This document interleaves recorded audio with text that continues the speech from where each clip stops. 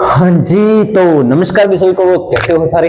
उम्मीद करूंगा सब बढ़िया होगे ना, मस्त हो गया, अच्छे से चल रही होगी तैयारी आप सबकी। तो भाई सर्दी बहुत पड़ रही है, क्या करें, कोई ऑप्शन ही नहीं है ना। क्या करें सर्दी का।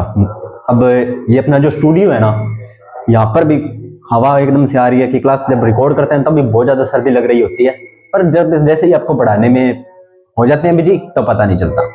ठीक है, एक थोड़ी सी वैसे तो अच्छी बात यह पास में किसी के प्रोग्राम है, आपको सुनाई दे ही रहा होगा, तो उसके लिए अगर वो आपको डिस्टरबेंस हो रही हो तो क्षमा चाहते हैं। ठीक है, लेकिन क्या करें, मुझे लगा भी क्लास देना जरूरी है, इसलिए मैंने आपको क्लास दे दी है। ठीक है, तो थोड़ा सा कंसंट्रेट बना के, हल्की फुल्की आवाज आएगी लेकिन अपने आप मेरी आवाज पर फोकस करना ताकि आपको बाहर की आवाजें न सुनाएगी। ठीक है, बाकी अगर हुआ तो अपने इसको थोड़ी सी अगली क्लास में इसको मैं रिवाइज करवा दूंगा फटाफट। ज्यादा कुछ नहीं है, हल्की फुल्की चीजें, तो मैं थोड़ा सा जोर से बोलने का प्रयास करूंगा ताकि आपको बाहर वाली आवाज ना सुनाई दे। चलिए करते हैं शुरू। टॉपिक था अपना पौधों में पोषण, यही टॉपिक चल रहा था, पौधों में पोषण, जिसकी हमने तत्वों की भूमिका पढ़ ली, नाइट्रोजन स्थिरीकरण पढ़ लिया, प्रकाश संश्लेषण पढ़ लिया, श्वसन पढ़ लिया, और आज है अपना वाष्पो उत्सर्जन। चलिए थोड़ी सी यहां पर अपने हिंदी लगाते हैं। वाष्पोत्सर्जन। ठीक है, तो मुझे नहीं पता इसमें कौन सी संधि लग रही है, रवि सर से पूछ लेना। इसमें क्या होगा, वाष्प प्लस उत्सर्जन, वाष्प प्लस उत्सर्जन, वाष्पोत्सर्जन। ठीक है, तो ये आपकी हो गई। अब वाष्प का मतलब पानी से वाष्प, पानी से वाष्प, और उत्सर्जन का मतलब होता है निकलना, शरीर से बाहर निकलना। पानी का यानी कि पौधों में पोषण, पौधे पढ़ रहे हैं तो पौधों में वाष्पोत्सर्जन यानी कि पौधों में जल का वाष्प के रूप में बाहर निकलना, वही वाष्पोत्सर्जन है। देखिए क्या कह रहा है, पौधों के वायवीय भागों से, कौन से वायवीय भागों से, वायवीय का मतलब होता है जहां से पौधों में गैसों का आदान प्रदान होता था, जैसे रंध्र हो गए, बाहरी त्वचा हो गई, वो भाग, तो वो अपने बाहरी भाग होते हैं। वायवीय भाग से जल का वाष्प बनकर उड़ना, जल का वाष्प बनकर उड़ना, कुछ बात नहीं है, हल्की फुल्की बात नहीं, आपको पता है ये चीजें। तो पौधों के वायवीय भागों से जल का वाष्प बनकर उड़ना आपका क्या कहलाता है, वाष्पोत्सर्जन कहलाता है। दूसरी बात क्या कह रहा है, पादप सतह से जल वाष्प के रूप में उड़ता है। एक ही बात है, पादप सतह यानी कि बाहरी त्वचा जो उसकी होती है वो पादप की सतह होती है ना, तो वहां से भी अगर जल वाष्प के रूप में उड़ता है तो वायवीय भाग, पादप सतह दोनों एक ही बात होती है। तो वहां से जब जल वाष्प के रूप में उड़ता है वो भी आपका क्या कहलाता है, वो भी आपका प्यारे बच्चों वाष्पोत्सर्जन कहलाता है। जल पौधों में अस्थायी होता है, यानी कि इस बात का क्या मतलब है कि जल है ना वो पौधों में अस्थायी होता है, यानी कि पौधे ने, ऐसे नहीं है कि पौधे ने एक बार जल स्टोर कर लिया तो वो उसके अंदर स्थायी हो गया, नहीं। इसका मतलब ये कह रहा है कि ये मान लीजिए कोई पेड़ है, तो यहां से जड़ें क्या करेंगी, जल का अवशोषण करेंगी, बिल्कुल करती रहेंगी, इधर से पत्तियां वाष्पोत्सर्जन करती रहेंगी, कुछ भाग फोटोसिंथेसिस में हो जाएगा, कुछ जल का भाग फोटोसिंथेसिस में यूज हो जाएगा, कुछ वायवीय क्रियाओं में हो जाएगा, लेकिन जो एक्स्ट्रा बचा हुआ वो पत्तियां वाष्पोत्सर्जन द्वारा बाहर निकालती रहेगी, इधर जड़ द्वारा पानी चलता रहेगा। तो इसमें जल क्या होगा, पौधों में जल स्थायी नहीं होता है। स्थायी का मतलब इसके अंदर एक बार पौधे ने ग्रहण कर लिया उतना इसके अंदर ही रहेगा, नहीं, ऐसा नहीं होता। पौधे जल ग्रहण करते रहते हैं, जड़ों के द्वारा, पत्तियों के द्वारा उसको वाष्पोत्सर्जन करवाते रहते हैं। इस बात का मतलब ये है कि पौधों में जल, पौधों में अस्थायी होता है। ठीक है जी, अगली बात, जल की पर्याप्त मात्रा वाष्प के रूप में पत्ती की सतह पर रंध्रों के माध्यम से निष्कासित होती है।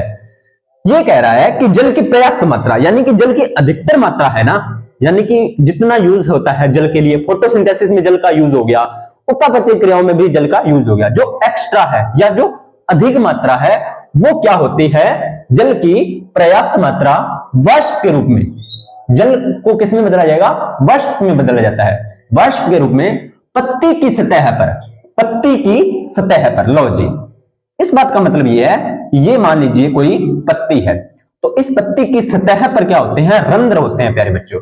क्या होते हैं, छोटे छोटे रंध्र होते हैं। पत्ती की सतह पर रंध्रों के द्वारा या रंध्रों के माध्यम से निष्कासित होती है, रंध्रों के माध्यम से क्या होती है, निष्कासित होती है। वो बार बार ना एक ही बात को गोल गोल घुमा रहा है और कुछ नहीं कर रहा। बस सीधी सी बात है, जल का वाष्प बनकर पौधे के सतह भागों से उड़ना, यही आपका वाष्पोत्सर्जन है और कुछ नहीं कर रहा। अब इंपॉर्टेंट बात जो होगी, इसमें से एक ही लाइन बनती है क्या, कि वायवीय भाग से, पादप सतह से और वाष्प के रूप में। जल क्या होता है पौधों में, अस्थायी। लीजिए ये तीन बातें मैंने अंडरलाइन कर दी हैं, तो आप इसे अंडरलाइन कर सकते हो। चलिए, पत्ती द्वारा जल हानि की आपूर्ति जड़ द्वारा जल के अवशोषण से होती है। अब मान लीजिए पत्ती द्वारा जल की हानि, पत्ती क्या करेगी, वाष्पोत्सर्जन करती है। पत्ती क्या करती है, जल का वाष्पोत्सर्जन करती है। तो पत्ती में क्या हुई, जल की कमी, जल की हानि हुई, तो इसकी आपूर्ति तो करनी पड़ेगी ना। तो इसकी आपूर्ति कौन करेगा, इसकी आपूर्ति करेगी जड़ द्वारा जल के अवशोषण से। जल का अवशोषण कौन करता है, भूमि से। तो जल का अवशोषण तो जड़ें करती हैं, जो हम पीछे पढ़ के आ चुके हैं। कोई लंबी चौड़ी बात नहीं, बहुत इजी चीजें आपको ऑलरेडी, ये सारी बातें आपको पता है, बस मैं रिवाइज करवा रहा हूं और कुछ भी नहीं है। ठीक है, तो पत्ती द्वारा जल की हानि की आपूर्ति जड़ द्वारा जल के अवशोषण से होती है। पत्ती क्या करती है, जल की हानि करती है, जड़ करता है उसको पूर्ति कर देता है। पत्ती जल की हानि करती जा रही है, जल उसको पूर्ति कर दे रहा है। पत्ती द्वारा क्या, पत्ती क्या कर रही है, जल को वाष्प बनाकर उड़ा रही है। जड़ क्या कर रही है, जल को भूमि से खींच रहा है। इस प्रकार से एक साइकिल बना हुआ है, जिसे अपने क्या बोलते हैं, जल चक्र। बस पत्ती द्वारा जल का वाष्पित होना एक कर्षण उत्पन्न करता है। अब देखो ये आपके लिए इंपॉर्टेंट है, क्या उत्पन्न होता है, कर्षण। ध्यान से समझना इस बात को, ये आपके लिए थोड़ा सा इंपॉर्टेंट है। पत्ती क्या कर रही है, वाष्प का उत्सर्जन कर रही है, उत्सर्जन कर रही है। तो पत्ती जल का अवशोषण कर, पत्ती जल का क्या कर रही है, उत्सर्जन कर रही है, उत्सर्जन कर रही है। तो पत्तियों में ना एक खिंचाव उत्पन्न होता है। पत्तियों में क्या उत्पन्न होता है, एक खिंचाव उत्पन्न होता है, जिसे बोलते हैं कर्षण। कर्षण का मतलब होता है, गुरुत्वाकर्षण होता है ऊपर से नीचे की ओर है, लेकिन इसमें बोला है कर्षण। केशिका तत्व याद करो, फिजिक्स में मैंने आपको केशिका तत्व पढ़ाया था, अलग से अपनी क्लास पढ़ी है केशिका तत्व। वो केशिका तत्व यहां पर उत्पन्न होता है, यानी कि नीचे से पत्तियों को ऊपर की तरफ खिंचाव महसूस होता है। पत्तियां ऊपर होती हैं, इसको समझो थोड़ा सा। ये मान लीजिए आपका पौधा है, ये पत्ती क्या कर रही है, वाष्पोत्सर्जन कर रही है। ये पत्ती क्या कर रही है, वाष्पोत्सर्जन कर रही है। तो अब ये पत्ती है ना, ये नीचे से जल का खिंचाव उत्पन्न करती है इस तरह से, यानी कि वो प्रयास करती है कि नीचे से जल और आए, नीचे से जल और आए। तो पत्ती द्वारा जल का वाष्पित होना कर्षण उत्पन्न होता है, जो जल को दारू से खींचता है। जल को दारू से खींचता है। जल को किससे खींचता है, दारू से। ये वो दारू नहीं है, मैं पीछे भी बता चुका हूं आपको, ये वो दारू नहीं है जो आप समझ रहे हो। वो कौन सी दारू है, जाइलम। जाइलम का दूसरा नाम क्या था, दारू थी ना। जाइलम का दूसरा नाम क्या था, दारू था। तो यहां पर उसने दारू दे दिया, अभी बच्चों को कंफ्यूज किया जाए। ठीक है, तो ये वो वाली दारू नहीं है। तो अब आपको पता है जल दारू को खींचता है। अब आपको ये तो पता ही है, जल दारू को तो खींचता है भाई, है ना। देखो कैसे खुश हुए हैं, बिल्कुल भाई। तो पत्ती द्वारा जल का वाष्पित होना, जिससे क्या होता है, एक कर्षण उत्पन्न होता है। और यही आकर्षण या कर्षण जल को दारू से खींचता है, यानी कि जल को जाइलम। आपको पता है जल का परिवहन कौन करता है, जाइलम। और जाइलम का दूसरा नाम क्या होता है, दारू होता है। तो बस यही कह रहा है कि ये पत्तियों में होता है कर्षण। तो इस जाइलम, आपको पता है यहां से जाइलम ऊतक होते हैं, जाइलम ऊतक जल का वहन करते हैं। तो ये आकर्षण क्या करता है, इस जाइलम से जल खींचने का प्रयास करता है।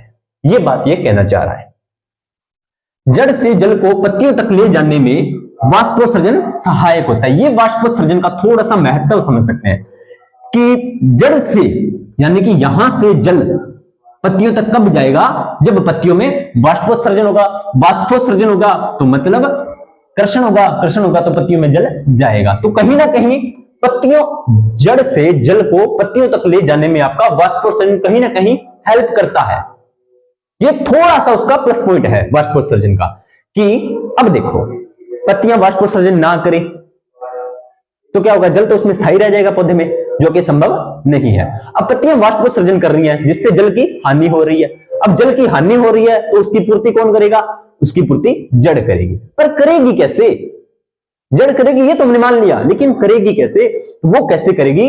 पत्तियों में जैसे ही जल की कमी होगी तो वहां से एक खिंचाव उत्पन्न होगा, मतलब एक कर्षण उत्पन्न होगा, यानी कि नीचे से ऊपर की ओर एक खिंचाव महसूस होगा। केशिकातंतु में यही होता है, खिंचाव ऊपर से नीचे से ऊपर की ओर एक जो खिंचाव होता है ना, वही कर्षण होता है। तो वो कर्षण उत्पन्न होता है। उस कर्षण से क्या होता है, जो पत्तियां होती हैं वो क्या करती हैं, जाइलम से जल खींचती हैं। अब जाइलम से जल खींचती हैं तो पत्तियों में जल आ जाता है। और पत्तियों में जल क्यों चाहिए? फोटोसिंथेसिस के लिए। तो कहीं ना कहीं पत्तियों में जल लाने के लिए आपका वाष्पोत्सर्जन हेल्प करता है। यह बात इस लाइन में कहना चाह रहा है। अगली बात, अनुकूल अवस्था में पौधे जब अनुकूलित अवस्था में होता है, यानी कि उनको अनुकूलित अवस्था, आपको पता है जहां पर प्रॉपर चीजें पौधे को मिल रही होती है, जितनी जरूरत है उतनी उसके अकॉर्डिंग चीजें उसको मिल रही है, तो वो होती है अनुकूलित परिस्थिति। जब पौधा अपनी अनुकूलित परिस्थिति में होता है तो पत्ती द्वारा उसके भार के समान वाष्पोत्सर्जन करने में 1 घंटे से भी कम समय लगता है। ये कह रहा है कि पौधे को प्रॉपर पानी वगैरह सारा कुछ मिल रहा है, यानी कि पौधा है अनुकूल। तो वह पत्ती है, कोई भी मान लीजिए एक सिंगल पत्ती है एक, ये मान लीजिए वाष्पोत्सर्जन करेगी। इसका भार मान लीजिए कुछ भी है, मान लीजिए 5 ग्राम है इस पत्ती का भार, ठीक है। इस पत्ती का भार कितना है? 5 ग्राम है। तो यह 1 घंटे से भी कम समय में 5 ग्राम जल का वाष्पोत्सर्जन कर देगी। 5 ग्राम जल का वाष्पोत्सर्जन कर देगी कितने टाइम में? 1 घंटे के अंदर या 1 घंटे से भी कम समय में। तो अनुकूलित अवस्था में पत्ती द्वारा उसके भार के बराबर जल के वाष्पोत्सर्जन में 1 घंटे से भी कम समय लगता है। चलिए, एक वृक्ष अपने जीवन काल में, वही कह रहा है कि अब अगर एक वृक्ष, कोई भी एक वृक्ष है, वो अपने संपूर्ण जीवन काल में अपने भार के 100 गुना से अधिक जल को वाष्पित कर देता है। इस बात का मतलब यह है कि कोई भी एक वृक्ष है, वो उगने से लेकर और जब तक उसका पूरा विनाश नहीं होता या पूरा वो नष्ट नहीं होता, तब तक अपने उसका पूर्ण जीवन काल में वो अपने भार के बराबर, यानी उसका भार हो गया 100 केजी, तो वो 100 का 100 गुना, यानी कि लगभग 10,000 केजी जल का अवशोषण या वाष्पोत्सर्जन वो कर देगा। इस बात का मतलब ये है कि एक वृक्ष अपने जीवन काल में अपने भार के 100 गुना से अधिक जल का वाष्पित कर देता है। लो जी, अब कह रहा है कि जितना पौधा वाष्पोत्सर्जन करता है ना, कि पौधा मान लीजिए कितना भी जल का अवशोषण कर रहा है, पौधा कितना भी जल का अवशोषण कर रहा है, लेकिन 1 से 2% जल प्रकाश संश्लेषण व अन्य उपापचयी क्रियाओं में उपयोगी होता है। यानी कि पौधा दिन में मान लीजिए कितना भी पानी को अवशोषण कर रहा है वो, इस बात का मतलब ये है कि पौधे ने पानी, मान लीजिए पूरे दिन में उसने 10 लीटर पानी क्या किया, 10 लीटर पानी का क्या किया, अवशोषण किया। अब इस 10 का 1-2% ही उपयोग होगा फोटोसिंथेसिस में, इसमें प्रकाश संश्लेषण में या अन्य उपापचयी क्रियाओं में। बाकी 98 से 99% आपका वाष्पोत्सर्जन हो जाएगा, यानी कि वो वाष्प बनकर उड़ जाएगा। ठीक है। और आपको पता है वाष्पोत्सर्जन कौन करवाता है? सर, वाष्पोत्सर्जन तो हमारे रंध्र करवाते हैं, हमारे तो नहीं होते, वैसे पौधों के होते हैं ना। कौन करवाता है? रंध्र करवाता है। चलिए, तो स्क्रीनशॉट ले ही लेना आप जैसे ही क्लास शुरू हुई थी। ठीक है, मैं फटाफट इसीलिए करवा रहा हूं क्योंकि आपको ज्यादा फिर ऐसे मतलब डिस्टर्ब ना दूं, ज्यादा बातें नहीं करेंगे, फटाफट टॉपिक को कंप्लीट करेंगे, क्योंकि ये साइड में अपनी जो वॉइस आ रही है इसको आपको डिस्टर्ब न हो। ठीक है, तो आप फटाफट इस क्लास को देखना। अब ऐसे तो है नहीं, क्लास को मैं कल भी रिकॉर्ड कर सकता था, लेकिन कल अपने नया टॉपिक करेंगे ना, एग्जाम नजदीक है, तो जितना हो सकता है अपने क्लासों को देना। अगर ज्यादा कोई इमरजेंसी हुई, अपने नहीं करवा सके, उसका तो एक अलग पैटर्न हो जाता है, लेकिन अब करवा सकते हैं तो उसका थोड़ा बहुत तो देखना पड़ता है। चलिए, कौन करवाता है? रंध्र करवाते हैं। वाष्पोत्सर्जन रंध्र द्वारा होता है और CO2 और ऑक्सीजन का परिवहन भी किसके द्वारा होता है? रंध्र द्वारा। ये कहने का मतलब है कि ये मान लीजिए पत्ती है और पत्ती में क्या होते हैं? रंध्र होते हैं, इस तरह से। ठीक है, तो ये रंध्र ही क्या करते हैं? यही तो वाष्पोत्सर्जन करवाते हैं, यही CO2 और O2 का परिवहन करते हैं, CO2 और O2 का ये परिवहन करते हैं। ये रंध्र दिन में भाई साहब खुले रहते हैं, दिन में खुले और रात में बंद, रात में बंद रहते हैं। दिन में तो खुले रहते हैं और रात में बंद रहते हैं। अब देखा जाए, दिन में खुले यानी कि दिन में क्या होता है? प्रकाश होता है और रात में प्रकाश नहीं होता। तो सीधी सी बात है, रंध्रों का खुलना और बंद होना भी प्रकाश पर डिपेंड करता है। किस पर डिपेंड करता है? प्रकाश पर डिपेंड करता है। तो दिन में वाष्पोत्सर्जन ज्यादा होता है, रात में न के बराबर होता है। दिन में वाष्पोत्सर्जन ज्यादा, रात में न के बराबर। तो रंध्र दिन में खुले रहते हैं, रात में बंद रहते हैं। रंध्रों का खुलना व बंद होना, रंध्रों का खुलना व बंद होना क्या कहलाता है? एक रक्षक कोशिकाओं में स्फीति बदलाव के कारण होता है। ये आपकी द्वार कोशिकाएं होती हैं। कौन सी? द्वार कोशिकाएं। रंध्र के स्ट्रक्चर में आपको अलग से करवाऊंगा, ठीक है। द्वार कोशिकाएं होती हैं और इनके खुलने से या बंद होने से ये स्फीति बदलाव होता है, तो उसकी वजह से रंध्र खुलते हुए बंद होते हैं। चलिए, वाष्पोत्सर्जन के प्रकार कितने होते हैं? प्रकार पहला होता है पत्रीय प्रकार। वाष्पोत्सर्जन के प्रकार बताए हैं अब। किसके? वाष्पोत्सर्जन के प्रकार, जिसमें पहला प्रकार है आपका पत्रीय प्रकार। कौन सा प्रकार? पत्रीय प्रकार। कौन सा प्रकार? पत्रीय प्रकार। अब पत्रीय का मतलब पत्ती से ही है, एक प्रकार से पत्ती से ही है। तो कह रहा है कि यह वाष्पोत्सर्जन 80 से 90% पत्तियों पर उपस्थित रंध्रों द्वारा, यानी कि वाष्पोत्सर्जन का 80 से 90% भाग तो इसी प्रकार द्वारा हो जाता है, पत्रीय से। तो सबसे इंपॉर्टेंट आपका पत्रीय ही रहेगा। कितना? 80 से 90% वाष्पोत्सर्जन पत्रीय वाष्पोत्सर्जन द्वारा ही होता है। दूसरा है उपत्वचीय वाष्पोत्सर्जन। यह पौधे की त्वचा या छाल द्वारा। इसमें जल हानि 3 से 8% होती है। जल हानि बहुत कम होती है ना, तो थोड़ा बहुत ये हो गया। अगला है वातस्कंधीय वाष्पोत्सर्जन। काष्ठीय तने व कुछ फूलों में वात रंध्रों द्वारा जल हानि नगण्य के बराबर। देखा जाए पत्रीय में तो क्या होगा, याद रखने वाली बात, पत्रीय में क्या होगा? 80 से 90% वाष्पोत्सर्जन होगा, बिल्कुल होगा 80 से 90%। बचा पीछे 10 या 20%। लेकिन जो पत्रीय में होता वो किसके द्वारा होता? पत्तियों पर उपस्थित रंध्रों द्वारा। तो आपको पता है वाष्पोत्सर्जन रंध्रों द्वारा ज्यादा होता है, तो इसलिए वो हो गया। अगला है दूसरा उपत्वचीय। तो त्वचा पर, जो पौधे की त्वचा होती है उस पर भी छोटे छोटे वातरंध्र पाए जाते हैं। तो वातरंध्रों द्वारा भी क्या होता है आपका? कुछ वाष्पोत्सर्जन होता है, ठीक है। और कुछ पौधे की त्वचा और छाल द्वारा भी जो सूक्ष्म अंतरकोशिकीय अवकाश होते हैं वहां से भी वाष्पोत्सर्जन होता है। तो सबसे ज्यादा पत्रीय, उससे कम उपत्वचीय और सबसे कम वातसंधीय। बस ये याद रखना है। जल हानि न के बराबर होती है किसमें? वातसंधीय वाष्पोत्सर्जन में। अब बिंदु स्त्राव क्या होता है? बिंदु स्त्राव का सीधा सा मतलब देखो कि पौधे की जो पत्तियां होती है ना, उसमें बूंद बूंद करके जल निकलता है। तो यह बिंदु स्त्राव कब होता है? रात्रि के समय होता है। किसमें होता है? रात्रि के समय। पत्तियों के किनारे से जल बूंद बूंद के रूप में निकलता है।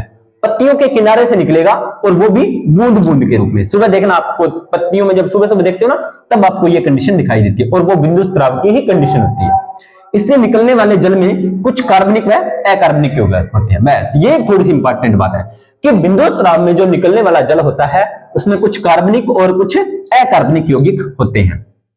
अगला है वाष्पोत्सर्जन को प्रभावित करने वाले कारक। तो प्रकाश, जितना ज्यादा प्रकाश, तीव्रता बढ़ने पर वाष्पोत्सर्जन की दर बढ़ जाएगी। सीधी सी बात है, लाइट ज्यादा होगी, वाष्पोत्सर्जन अपने आप बढ़ेगा, क्योंकि पानी जो आपकी प्रकाश होता है तो उसमें क्या होता है, ज्यादा जल निकलता है तो वो जल्द सूख जाता है। Same to same. तो जितना ज्यादा प्रकाश की तीव्रता जितनी ज्यादा होगी, वाष्पोत्सर्जन दर की क्या होगी? ज्यादा। ताप क्रम बढ़ने पर वाष्पोत्सर्जन की दर भी बढ़ जाएगी। ताप ज्यादा होगा तो वाष्पोत्सर्जन भी ज्यादा होगा, सीधी सी बात है, क्योंकि पानी वाष्प बनके जल्दी उड़ेगा तो ज्यादा वाष्पोत्सर्जन होगा। उसके बाद में है वायु। वायु की गति तेज होने पर वाष्पोत्सर्जन की गति भी तेज हो जाएगी।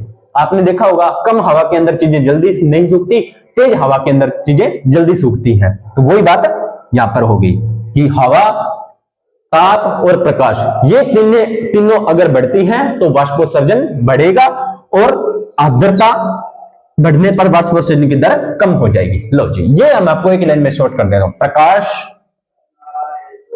ताप और वायु ये बढ़ेंगे तो वाष्पोत्सर्जन भी बढ़ेगा, वाष्पोत्सर्जन भी बढ़ेगा। लेकिन आर्द्रता अगर बढ़ी, आर्द्रता का मतलब होता है नमी, आर्द्रता बढ़ी तो वाष्पोत्सर्जन कम, यानी कि पानी की जरूरत अगर ज्यादा है तो वहां पर वाष्पोत्सर्जन ऑटोमेटिकली कम होगा। ठीक है, ये आप एक छोटा सा डायग्राम याद रख लेना, चारों की चारों बातें क्लियर। अगला है महत्व, कोई खास बात नहीं है, सारी बातें बताया आपको।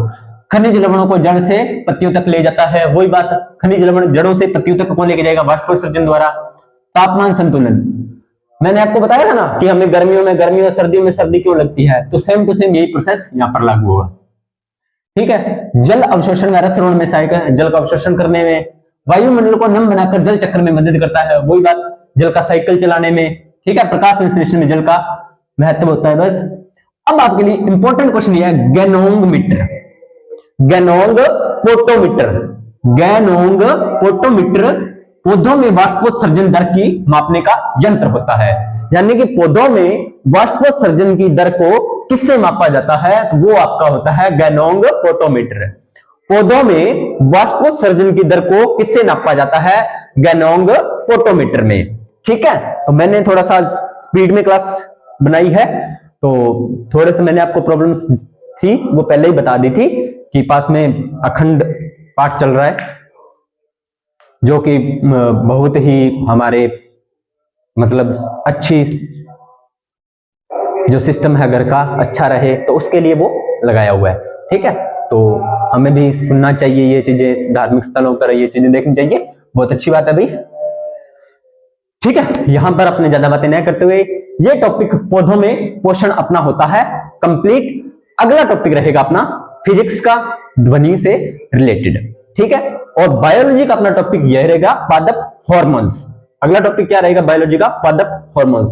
तो पादप हार्मोन्स से पहले इस टॉपिक को आप अच्छे से देख के आइए, ताकि आपको अगले आने वाली क्लासों में कोई दिक्कत न हो। फिर भी आपको कोई दिक्कत परेशानी हो तो अपने उस पर भी बात कर लेंगे। और हाँ, कल मैंने वीडियो पर कमेंट्स देखे थे जो अपने मैंने बनाई थी ना कि आपके सक्सेस में सभी साथ होते हैं, उस पर कुछ बहुत अच्छे कमेंट आए थे, जिसमें मतलब नाइस सर जी, वेरी नाइस सर जी, ये कुछ बातें थी। लेकिन एक कमेंट स्पेशली था, मुझे मतलब आईडी ध्यान में नहीं है भी वो क्या आईडी थी, लेकिन उसमें कुछ मतलब इंग्लिश मेरे को ज्यादा नहीं आती है, तो उनका कमेंट भी था कि सर आपकी इंग्लिश नॉट करेक्ट है। हाँ जी भाई, मेरी इंग्लिश बहुत वीक है, मैं आपको पहले बता चुका हूँ, मुझे इंग्लिश नहीं आती। ठीक है, और उस पर एक वो था लिखा हुआ था कुछ कि अगर सूरज की तरह चमकना है, मतलब अगर आपको सूरज की तरह चमकना है तो सूरज की तरह आपको पहले जलना भी होगा। अगर आपको सूरज की तरह चमकना है तो आपको पहले सूरज की तरह जलना भी होगा। बहुत अच्छी लाइन थी, बहुत अच्छी बात थी। अपनी मेहनत को जारी रखिए, अपनी पढ़ाई को जारी रखिए, आप सफलता आपके कदम जरूर चूमेगी। मिलते हैं नेक्स्ट वीडियो के अंदर, तब तक आप सभी का धन्यवाद।